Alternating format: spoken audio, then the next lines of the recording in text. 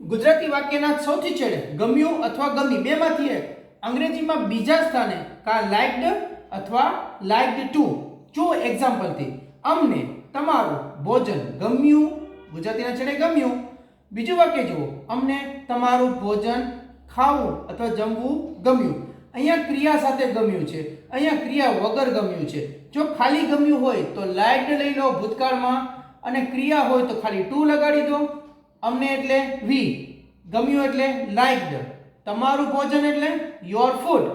બીજું વાક્ય અમને એટલે વી, ગમ્યું એટલે લાઇક્ડ, ગમ્યું એટલે લાઇક્ડ, ખાવું એટલે ટુ ઈટ, તમારું ભોજન એટલે યોર ફૂડ.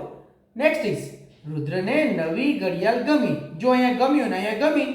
અને બીજું વાક્ય રુદ્રને નવી ઘડિયાળ પહેરવી ગમી. અહીંયા ક્રિયા છે અને ગમી, અહીંયા ક્રિયા નથી અને ગમી. તો ચાલો, રુદ્રનું રુદ્ર, ગમી એટલે ભૂતકાળ હોવાથી લાઇક્ડ, નવી ઘડિયાળ એટલે ન્યૂ વોચ, અને રુદ્રનું રુદ્ર, ગમી એટલે લાઇક્ડ, પહેરવું એટલે ટુ થઈ જાય, અને પહેરવાને ઇંગ્લિશમાં કહેવાય વેર, લાઇક્ડ ટુ વેર, અને ઘણા વે પણ બોલે છે. નવી ઘડિયાળનું ન્યૂ વોચ. ઇન શોર્ટ, ગુજરાતીનો છેડો, અંગ્રેજીનું બીજું સ્થાન.